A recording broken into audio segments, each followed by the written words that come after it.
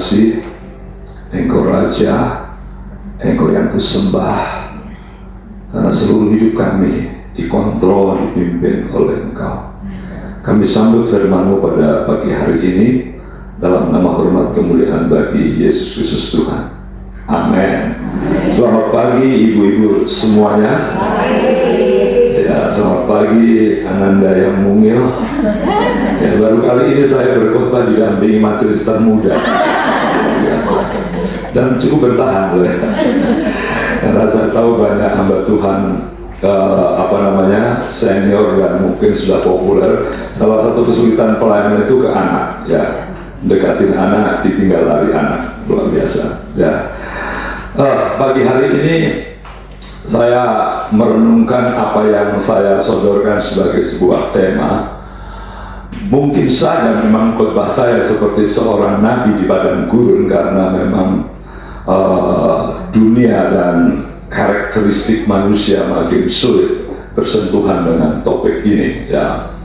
Jadi seorang hamba Tuhan berteriak-teriak di padang gurun yang tidak mudah, karena memang kekeringan atas karakter-karakter yang saya ingin sharingkan pada pagi hari ini. Saya beberapa kali juga sharing dengan ibu-ibu alumni dari POM ini juga, ya. Saya kira nggak ada di sini, mumpung nggak ada kita omongin. Kan begitu ya, Pak Mika ngajak ngerumpi, enggak, masih saya terus saya. Jadi sharing sana sini, aduh betapa saya dikhianati, betapa ketulusan saya dikhianati oleh orang yang kuanggap sampai kematianku dia di sampingku. Saya bilang, saya tidak bisa ngomong apa-apa, tidak hanya di dunia sekuler, tetapi di dunia kekristenan pun. Ketulusan itu sesuatu yang langka. Itu sebabnya topik saya pagi hari ini dalam waktu singkat, yuk kita renungkan baik-baik betapa mahalnya ketulusan, betapa mahalnya ketulusan. Itu tema kita pagi hari ini. Satu teks yang saya kira kita tidak asing dan ibu bapak menduga dengan tepat, saya kira, dari Kisah Rasul pasal 5 ayat 1 sampai 11. Mohon maaf ya, suara saya agak gede banget. Tadi saya mau ngomong ke si kecil dengan suara besar, saya takut langsung lari. Nah, memang ini sudah menjadi, saya tidak mau mengatakan duri dalam daging, tapi memang sudah hampir 2 tahun. Kemarin habis khotbah pun nggak tahu entah mengapa, mungkin mulai terasa lapar, dikasih arem-arem, ya. Itu apa itu yang ketan, dalamnya ada yang manis-manis itu. Ya biasalah, karena mungkin, mohon maaf, saya berusaha untuk tulus juga. Emangnya kalau hamba Tuhan di jalan tidak boleh makan, kalau lapar ya makan. Jadi saya sambil pegang begitu kan, saya kelupas, saya gigit, ternyata ada cabai di dalamnya. Ya, tampang manis tapi dalamnya penuh-penuh. Langsung pedas sekali dalam ini kambuh. Tapi masih clear ya, artikulasi masih jelas ya. Oke, terima kasih. Mari kita renungkan baik-baik ibu-ibu yang dikasih Tuhan. Kisah Rasul pasal 5 ayat 1 sampai 11, mahalnya ketulusan. Ada seorang lain, berarti ada seorang sebelumnya, yang bernama Ananias. Dia beserta istrinya Safira menjual sebiang tanah. Dengan setahu istrinya, ia menahan sebagian dari hasil penjualan itu, dan sebagian lain dibawa dan diletakkan di depan kaki rasul-rasul. Tetapi Petrus berkata, Ananias, mengapa hatimu dikuasai iblis, sehingga engkau mendustai Roh Kudus dan menahan sebagian dari hasil penjualan tanah itu? Selama tanah itu tidak dijual, bukankah itu tetap kepunyaanmu? Dan setelah dijual, bukankah hasilnya itu tetap dalam kuasamu? Mengapa engkau merencanakan perbuatan itu dalam hatimu? Engkau bukan mendustai manusia, tetapi mendustai Allah.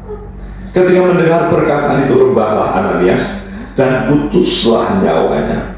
Maka sangatlah ketakutan semua orang mendengar hal itu. Lalu datanglah beberapa orang muda, mereka mengapani mayat itu, mengusungnya keluar dan pergi menguburnya. Kira-kira 3 jam kemudian masuklah istri Ananias, tetapi ia tidak tahu apa yang telah terjadi. Tetapi terus kepadanya, katakanlah kepadaku dengan harga sekiankah tanah itu kamu jual? Jawab perempuan itu, betul sekian. Kata Petrus, mengapa kamu berdua bersepakat untuk mencobai roh Tuhan. Lihatlah orang-orang yang baru mengubur suamimu berdiri di depan pintu, dan mereka akan mengusung engkau juga keluar. Lalu rebahlah perempuan itu seketika itu juga di depan kaki Petrus, dan putuslah nyawanya. Ketika orang-orang muda itu masuk, mereka mendapati dia sudah mati, lalu mereka mengusungnya keluar dan menguburnya di samping suaminya.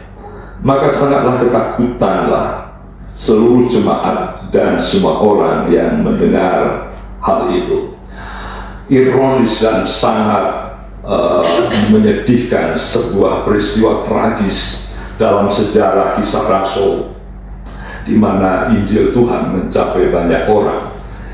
Ibu-ibu yang dikasihi Tuhan, sebuah pembelajaran yang manis sekali, mungkin sebuah topik yang penting untuk menjadi renungan suami istri, ya. Tapi mengapa sedemikian sadis? Saya mau mengatakan ketidaktulusan efeknya sangat sadis. Maka saya jadikan tema lebih dengan bahasa positif, mahalnya ketulusan, karena kita melihat contoh negatif betapa besar sekali resiko ketidaktulusan. Saya ingin menyampaikan beberapa hal, karena memang waktu saya 20 menit, saya biasanya 45-1 jam, tidak apa-apa. Yang penting akan ketemu pelajaran yang bagus sekali tentang betapa mahalnya ketulusan. Hubungan suami istri perlu ketulusan, hubungan jual beli perlu ketulusan. Saya mau katakan ketulusan melahirkan trust. Ya, ketulusan melahirkan trust. Trust melahirkan, trust itu artinya kepercayaan, dipercaya. Dipercaya dan kepercayaan melahirkan kesepakatan sosial. Ya, artinya orang yang bisa dipercaya akan kuat relasi sosialnya. Dimanapun, di dunia perdagangan, perindustrian, ketika ketemu orang, selalu salah satu paling penting adalah trust. Trust harus lahir dari ketulusan. Kalau trust lahir, komunitas, kesatuan, kebersamaan kokoh. Kalau kebersamaan kokoh, maka produktivitas tinggi. Itu sebabnya saya mau katakan bahwa ketulusan itu sangat mahal. Saya mendapatkan sebuah pelajaran yang menarik sekali. Ya, tidak hanya ibu-ibu sekalian, dalam relasi saya dengan suami istri, ngobrol di tempat tidur, ya, berhadapan-hadapan muka dan muka, ya, bukan punggung dengan punggung. Seringkali keluar kata-kata yang selalu, I believe in you, I trust in you. Saya percaya kamu, sudah sekian lama kita diuji oleh waktu, dan itu kekuatan luar biasa. Mengapa Ananias sampai mengalami sebuah disiplin yang sadis? Saya melepaskan dulu apakah Ananias ini orang sudah percaya atau belum, atau orang Kristen yang menyusup dalam komunitas gereja pertama. Saya percaya dia juga orang percaya. Ya, sebenarnya ada 3 perkara mengapa ketulusan, atau sebaliknya kalau tidak tulus itu resikonya mahal. Ya, sebaliknya tulus itu bernilai luar biasa. Pertama adalah, pada waktu kita membaca teks ini, sebenarnya kita sedang melihat inilah masa pekerjaan Roh Kudus, melanjutkan pekerjaan Tuhan Yesus, mendiami setiap orang percaya. Jelas sekali sejak Kisah Rasul pasal 1, Roh Kudus akan turun kepada kamu, tidak hanya para rasul tapi juga orang percaya. Sehingga setiap orang percaya tidak lagi sekedar berjarak dengan Tuhan, tetapi dia didiami oleh Allah sendiri, yaitu Roh Allah. Hanya memang kehadiran Roh Allah sulit diidentifikasikan kalau tidak ada bukti-bukti, tanda-tanda, dan dampak. Pertama, pada pasal 2, kehadiran Roh Kudus ditandai dengan bahasa roh, ada angin, ada api. Saya yakinkan itu sebenarnya itu sekedar tanda bahwa ada pribadi ketiga dari Tritunggal yang tidak kasat mata hadir, supaya orang-orang diyakinkan itu. Jadi sebenarnya jangan sampai saudara ribut dengan tandanya, tapi tidak bergumul dengan pribadinya. Banyak orang Kristen seringkali mengejar tandanya, tapi tidak mengejar hubungan pribadi dengan Roh Allah. Jadi waktu saya membaca peristiwa Ananias, saya melihatnya sebagai ketidaktulusan itu berkaitan erat dengan kehadiran Roh Allah. Ya, kehadiran pribadi ketiga yaitu Roh Kudus. Sehingga kematian Ananias saya kira sebagai salah satu bukti bahwa you tidak boleh main-main. Apa yang dijanjikan Yesus ada Roh Kudus turun betul-betul walaupun tidak kelihatan kasat mata, tapi dia hadir dalam hidup kita sehingga kita perlu menghargai dia. Saya percaya Roh Kudus bukan sekedar kuasa tapi pribadi. Menarik, saudaraku, menarik ya. Petrus dengan tegas, tindakan Ananias Safira ini langsung dikategorikan, kamu mendustai Roh Kudus. Sementara mungkin Ananias tidak tahu bagaimana mendustai. Ya, lalu dikontraskan dengan kenyataan hatimu dikuasai iblis. Karena kalau kita pikir, jual tanahku sendiri, ngapain saya diiblis-iblisin, betul nggak? Ya, ngapain saya dianggap melawan Tuhan? Tapi ini situasi serius. Ada kenyataan serius dalam diri orang percaya. Waktu saya membaca kata menahan hasil tanah itu, dan suami istri Ananias Safira itu bersekongkol. Kata menahan itu begini, saudaraku. Menahan bukan sekedar ini milikku, ya terserah akulah. Memberi separuh atau tidak separuh. Tapi kata itu artinya merampok, merampas, mencurangi. Kalau bahasa Jawa Tengah itu namanya poker. Ada terjemahan bahasa Sunda? Ada ya? Jadi main intrik. Sebenarnya itu kan milik sendiri. Tapi jangan lupa milik sendiri dalam konteks mau dipersembahkan.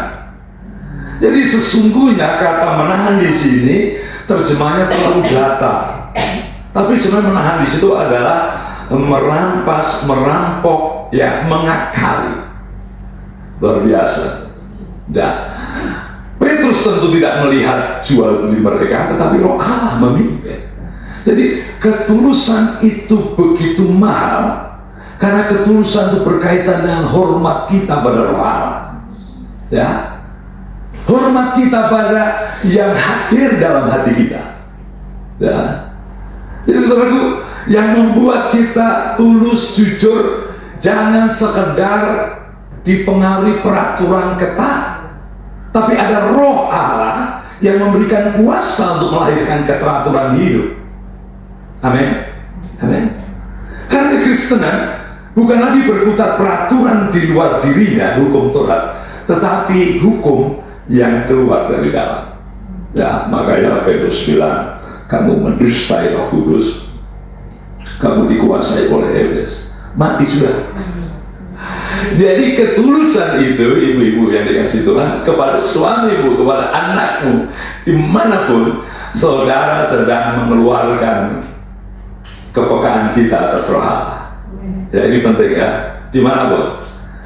Saya kira ini kunci. Pelajaran yang kedua bagi saya, saudaraku. Di pasal sebelumnya diungkap dulu ada Yusuf yang juga disebut anak penghiburan itu, Barnabas.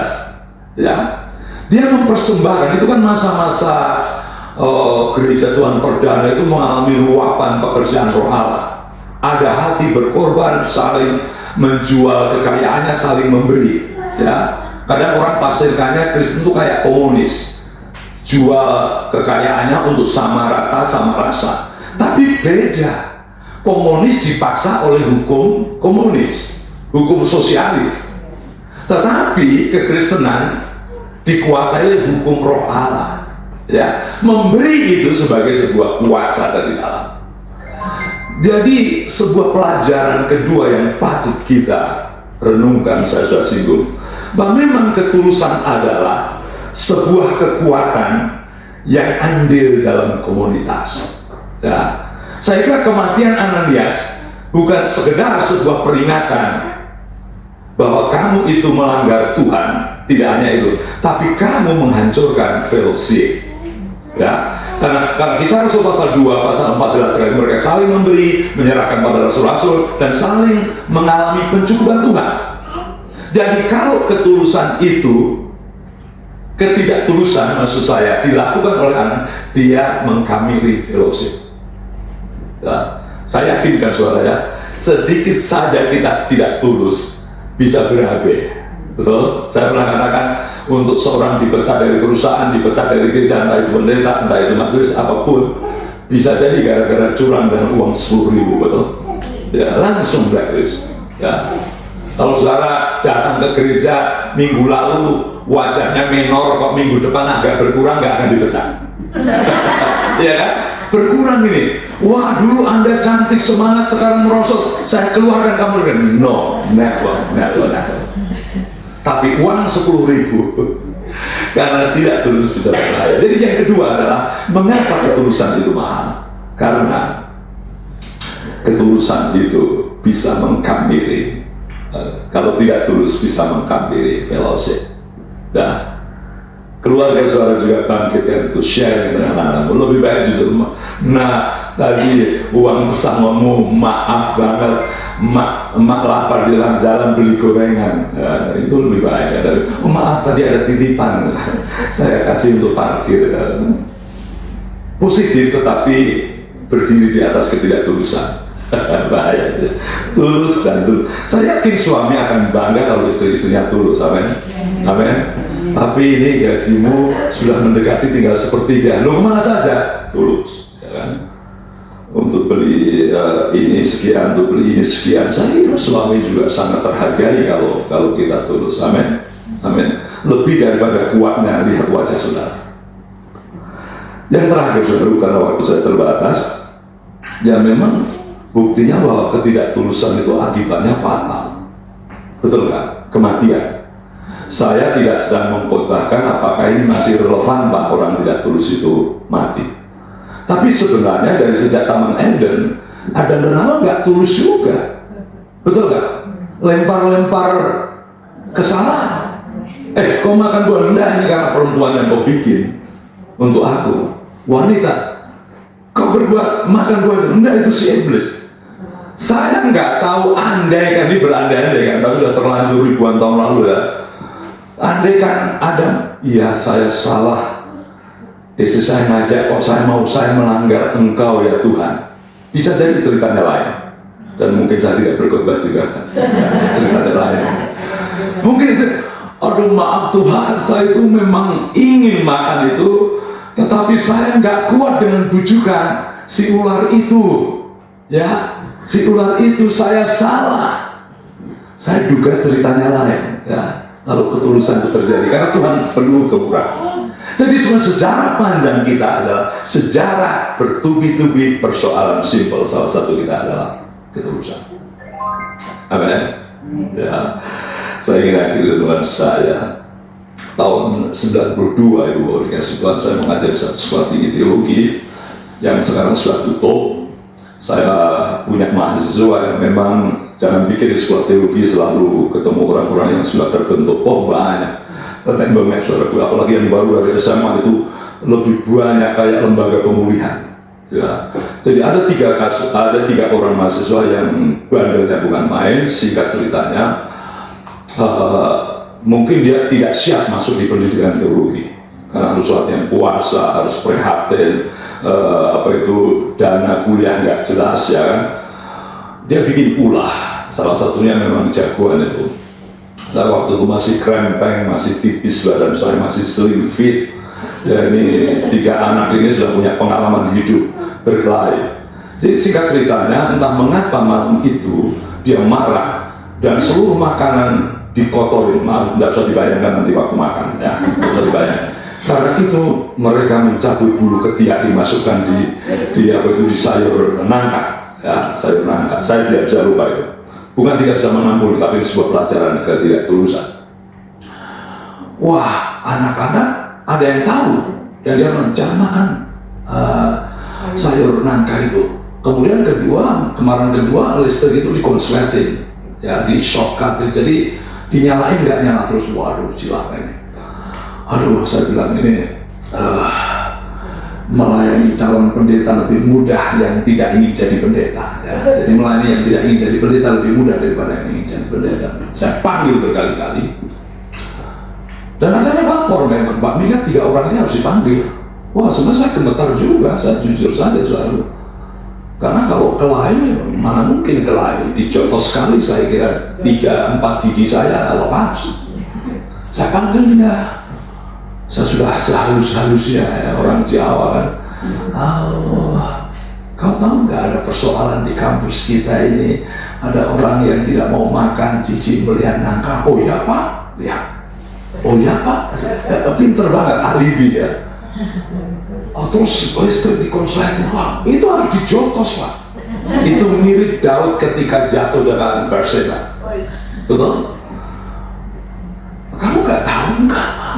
Mau coba kamu renungin baik-baik. Intinya saya coba pepetin, nggak mau ngaku. 3 kali saya panggil. Karena saksi mata udah jelas, bisa dipercaya. Akhirnya begitu saya terakhir Sabtu, saya panggil terakhir. Oke, kalau kalian nggak ngaku nggak apa-apa, tetapi aku percaya kalau kamu ada dalam Kristus, pasti Roh Allah berbicara keras dalam hatimu. Kecuali kamu tidak dalam Kristus dan Roh Allah tidak ada padamu. Bapak kok makin menuduh saya? Saya tahu jalur lewat Bapak gimana. Coba bayangkan, apa maksudnya itu? Akan dihadang, saudaraku. Ya, dia berdiri aja udah kuda. Saya berdiri kayak burung merak, bukan? Jadi kalau dicetos itu, gitu. Tidak apa-apa.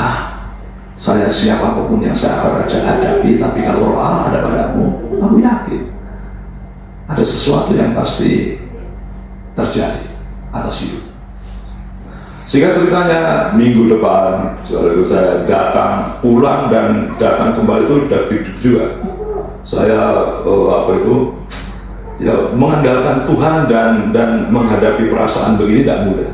Sehingga ceritanya Senin jam 4:30 saya dari Prambanan saya menuju Jogja. Saya datang ke sekolah itu. 3 orang itu sudah bersembunyi di balik toilet. Wah, sudah kayak film action tuh kan. Saya mulai gitu kan. Pokoknya tangan saya posisi begini saja kan. Saya tahu udah saya begini ya. Itu kayak silat alamiah. Kaget. Terdengar suara lirih dari 3 jagoan. Pak Mika, saya kepingin ketemu. Wah, tenang saya. Oke, sabar. Duduk singkatnya ceritanya. Saya langsung tembak. Kamu mau ngaku bukan? Ya Pak, saya tidak sejahtera. Di perjalanan saya kayak terhukum. Saya kayak mau keluar tapi Tuhan tarik. Maafkan saya Pak. Oke, yang penting kau sudah ngaku. Saudaraku, ketulusan itu kuasa kemuliaan dari Roh Allah. Ya. Kalau tidak tulus, mengkhianati Roh Allah dan mungkin tidak dihukum mati, ya. Tapi orang yang terus tidak dalam ketulusan sebenarnya sudah dihukum oleh perasaannya dan bisa psikosomatis. Terlalu banyak kasus di lembaga pemulihan yang ketika mereka mengungkap kesalahannya, ketidaktulusannya, mulai lepas, mulai lebih sehat. Ya. Dan ketulusan lawan ketidaktulusan. Ketidaktulusan dipelihara terus melahirkan ketidaktulusan. Ya, mari kita bangun hubungan kita dengan suami ya. Saya juga dan istri. Hubungan dengan siapapun dan anak kita. Karena ketulusan adalah padan guru. Ya, tidak mudah. Dunia kita sudah dipengaruhi oleh suasana kecurangan, ketidaktulusan. Tapi aku yakin, saya yakin ketulusan berkat tersendiri dalam hubungan suami, istri, dan anak. Ya, jujur itu mahal. Sebagaimana Petrus katakan kepada Ananias. Mari kita berdoa. Mari kita berdoa. Ambil waktu 1-2 menit. Ibu-ibu yang dikasihi Tuhan, mari kita berkata, Tuhan, terima kasih buat Roh Allah yang selalu mengingatkan kami untuk menjaga, melahirkan ketulusan saya dengan suami saya, dengan anak saya. Saya rindu anak-anak saya, suami saya dikuasai ketulusan. Karena ketiadaan ketulusan melawan roh Allah yang dalam hati kami. Ketiadaan ketulusan mengkamiri fellowship dan komunitas. Ketiadaan ketulusan melahirkan hukuman pribadi. Ibu bapak, Tuhan Yesus, ibu-ibu sekalian, Yesus Kristus tidak pernah putus asa mengampuni segala kekurangan kita. Dia panjang sabar. Doa, Tuhan, inilah ibu-ibu dan calon ibu yang Kau taruh dalam bagian penting di keluarga. Yang Kau berkati mereka. Kalau suami mereka dampingi, biarlah kuasa ketulusan mengalir dalam hati kami semua, sehingga suami dan anak diberkati. Hindarkan kami dengan cara yang tidak tepat seperti Ananias dan Safira. Terpujilah namamu, Engkau hidup, Engkau berkarya, Engkau ada dalam hati kami. Haleluya. Amin. Terima kasih Tuhan untuk kasih setiamu yang ku alami dalam hidupku. Terima kasih Yesus untuk kebaikan-Mu sepanjang